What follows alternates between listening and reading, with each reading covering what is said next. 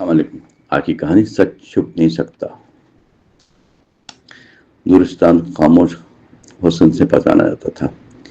ہر گلی اعتماد کی خوشبو بکھرتی، لوگ خلوص سے ملتے رہتے تھے، بزرگ انصاف کی مثال سمجھے جاتے تھے، ہر شخص محنت پر یقین رکھتا۔ اس بستی میں عارف رہتا تھا۔ وہ نرم مزاج نوجوان تھا، دیانت کی پہچان تھی، سادہ رہن سہن پسند کرتا تھا۔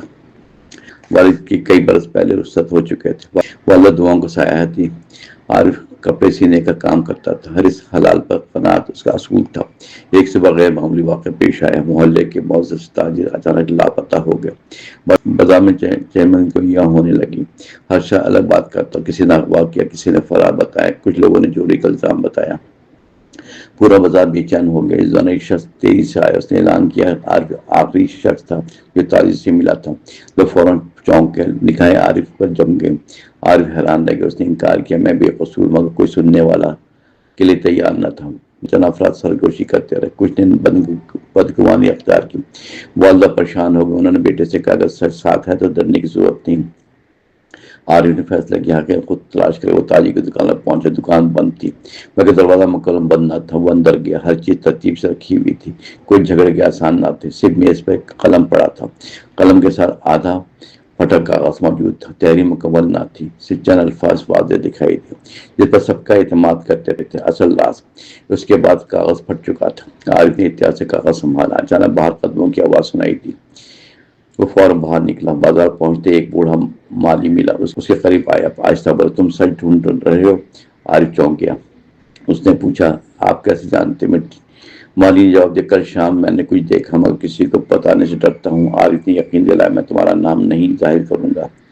مالی نے دھیرے کہا، تاجر اکیلا نہ تھا، اس کے ساتھ ایک جانا پہچانا شخص بھی تھا۔ عارف نے پوچھا، وہ کون تھا؟ مالی خاموش ہو گیا، ادھر ادھر دیکھا، پھر بولا، نام ابھی نہیں، صحیح وقت پر آنے پر بتاؤں گا۔ یہ کہہ کر چلا گیا۔ عارف مزید الجھ گیا، آخر ایسا کون جس کا نام سننے سے مالی خوفزدہ ہو گیا؟ اسی شام عارف کو اپنے دروازے پہ ایک پرچی ملی، اس پر لکھا تھا، اگر حقیقت چاہتے ہو تو پرانی کنویں پہ آ جاؤ، اکیلے آنا، کسی کو ساتھ مت لانا۔ نیچے کوئی نام درج نہ تھا۔ عارف نے پرچی جیب میں رکھی۔ والدہ نے پوچھا، یہ کیا بات ہے؟ عارف مسکرا دیا، بس ایک سراغ ملا، رات بھر وہ سوچتا رہا، کیا یہ خیال ہے یا حقیقت؟ آخر اس نے جانے کا فیصلہ کیا۔ اگلی شام وہ مقررہ وقت پر پہنچا۔ پرانا کنواں ویران تھا، چاروں طرف خاموشی چھائی ہوئی تھی، ہوا سرد محسوس ہوئی۔ اچانک سائے درخت کے پیچھے حرکت کرتا دکھائی دیا۔ عارف نے قدم بڑھایا، مگر اس لمحے کسی نے دھیمی آواز میں کہا، اگر سچ جاننا چاہتے ہو تو آج تک بہت احتیاط کرنا، کیونکہ جھوٹ اپنی آخری چال چلنے والا ہے۔ عارف چند لمحے خاموش رہا، درختوں کے سائے ہلتے رہے، چاروں طرف گہرا سکوت تھا۔ آواز دوبارہ سنائی دی، میرے پیچھے آؤ، مگر فاصلہ برقرار رکھنا۔ عارف محتاط انداز میں بڑھا۔ سامنے نقاب پوش شخص تھا، وہ تیز قدموں سے چلتا رہا، کافی دور پہنچ کر رکا۔ ایک پرانا گودام سامنے تھا، دیواریں شکستہ دکھائی دی، دروازہ اندر سے بند تھا۔ نقاب پوش بولا، حقیقت یہیں چھپی ہوئی ہے، پھر وہ غائب ہو گیا۔ عارف حیرت میں ڈوب گیا۔ اس لمحے اندر سے مدھم آواز سنائی دی، ایک شخص بولا، کل صبح روانگی ہوگی۔ دوسری آواز ابھری، کسی کو خبر نہیں۔ تیسری آواز ہنسی کی تھی، الزام 200 پر لگ چکا ہے۔ عارف نے سانس روک لی، وہ دیوار کے پیچھے چھپ گیا۔ وہ دیوار کے قریب پہنچا، ایک سراغ سے دیکھا، کمرے میں 4 افراد تھے، ان کے درمیان میں وہی تاجر بیٹھا، اس کے ہاتھ بندھے ہوئے تھے، مگر وہ زندہ تھا۔ عارف سمجھ گیا یہ اغوا تھا، فرار کا ڈرامہ نہیں تھا۔ اس وقت ایک شخص نے نقاب ہٹایا۔ عارف حیران رہ گیا، وہ بازار کا معروف منشی تھا جسے سب ایماندار سمجھتے۔ منشی بولا، کل تمام جائیداد میرے نام ہو جائے گی۔ تاجر نے انکار کیا، میں جھوٹ کبھی قبول نہیں کروں گا۔ اس نے دھمکی دی، پھر بھی خاموش نہ ہوئے۔ عارف نے فیصلہ کیا، مزید انتظار نہیں ہوا، اسی سے واپس پلٹا۔ قریبی نگرانی پر مقرر محافظ موجود تھے۔ عارف نے پوری بات انہوں نے بتائی۔ محافظ فوراً متحرک ہو گیا، انہوں نے گودام گھیر لیا، تمام راستے بند کر دیا۔ اندر بیٹھے افراد گھبرا گئے۔ منشی بھاگنے لگا، مگر دروازہ کھلتے ہی محافظ سامنے آ گیا۔ چند لمحے کشمکش رہی، آخر سب گرفتار ہو گئے۔ تاجر کو بحفاظت آزاد کر لیا گیا۔